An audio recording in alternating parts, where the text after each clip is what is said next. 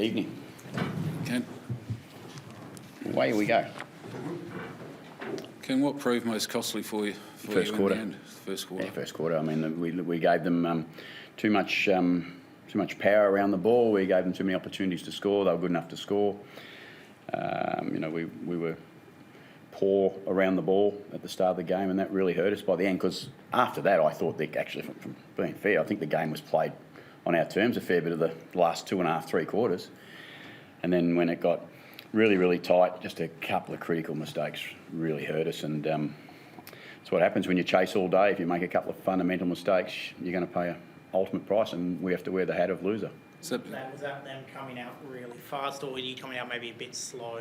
From the start of the game, like the first quarter, was that them? No, they had ascendancy around the ball. They were able to win the contest around the ball. Neither team, I don't think, was slow. They were just more clinical in their execution. We had dominance from a ruck from a fair bit of the day as far as hit-outs go, but we didn't get dominance when the ball hit the ground. We lost it on the second part of the play, I believe, is that the contest shape got away from us a little bit, and we maybe overplayed the next ball and went a bit hard inside, and they got us on the outside. Has that become a bit of a theme, Ken, in all of your losses this year, where the midfield's lowered its colours and your contest work, which has traditionally been so strong? Or? Yeah, I think it's half reasonable to say we haven't been nowhere near the level that we need to be to win our games of football around the ball. But we fought back really well.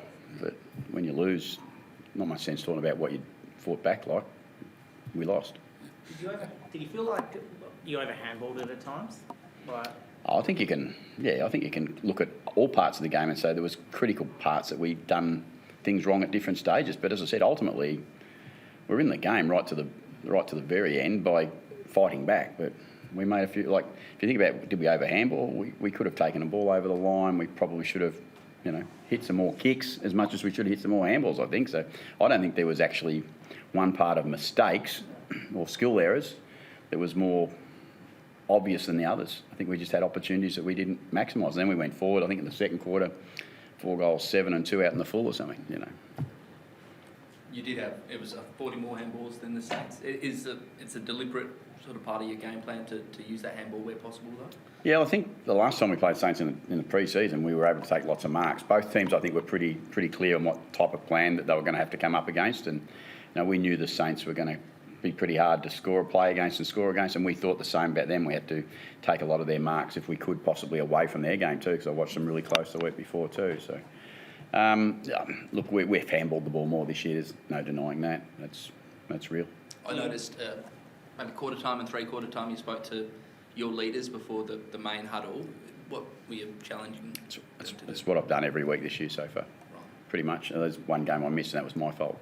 But that's just to get the player feedback. What's it feel like? It's all right for us to say as coaches what's going on. Sometimes you just need to absorb what the players are feeling, and that's my intent with Aaliyah and Connor and Drewy and Pep particularly, and Zach was back there today. So I think we should take the time to find out how they feel.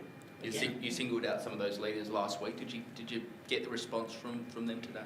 Oh, not ultimately. We got some responses clearly, but we didn't win the game. So there's not much. I mean, Jason was certainly way better today, and played a game that was at a very high level, but ultimately, and Zach was back, and a few of those things. I think we'll certainly get better from where we've been at the start of this year with the way we use the ball and play with the ball around the middle. How much does this start though kind of put you a bit behind the 8 ball, or put you up against it when it comes to what you want from the season, given the run on paper coming up is really hard? Run's always hard. Like we don't get dismissive of any team in the competition. We understand it's a really tough competition week in, week out. It doesn't help us to start poorly. There's 4 or 5 teams that are probably feeling something similar, but again, I'm not going to spend too much time on where we are right now. I've just got to spend time on how we're going to get better. And I can point to history and all those things about you can get things going pretty quickly in this game.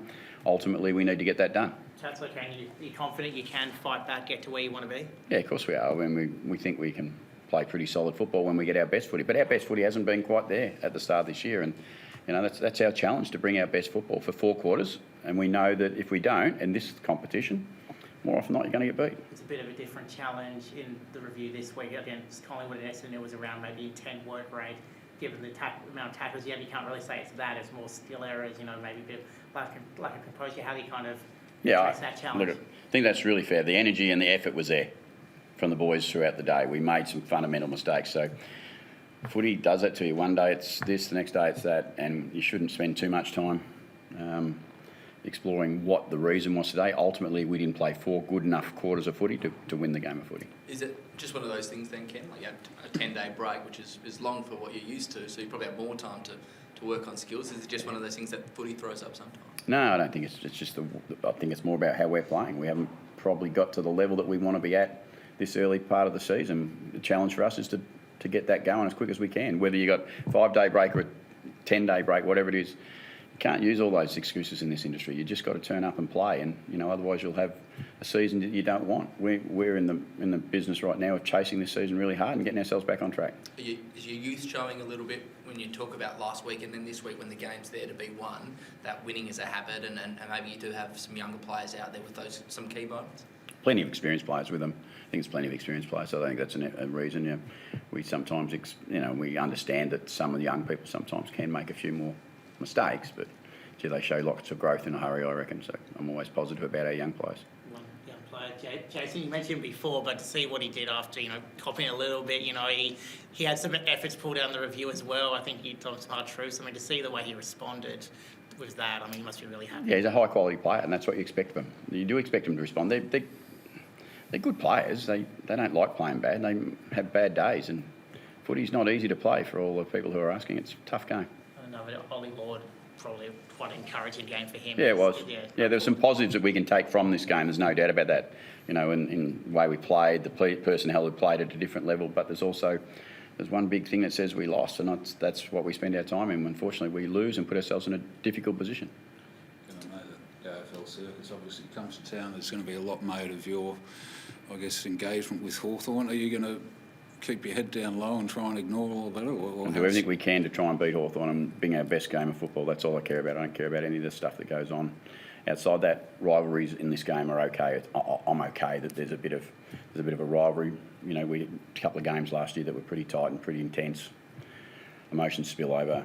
I've spoken about that enough. I'm just looking forward to the opportunity for us to turn up next Sunday night and play our way of football, and Hawthorn just happens to be the opposition. We're okay with that. Ken, did you see the bump from Darcy Burns-Jones? I think early on, it was first quarter. Maybe? I was just talking about stuff inside, and I said I clearly don't know what you're talking about with the Darcy Burns-Jones stuff, and I'm not a coach who pretends I did or I didn't see it. I just did not see it. I don't know exactly. I'll ask you. What did you think? It's hard to know these days with any tribunal or all stuff. Yeah, I leave that to the AFL as I do every week, and they decide on what the outcomes of that is. All righty. Thanks. Thanks.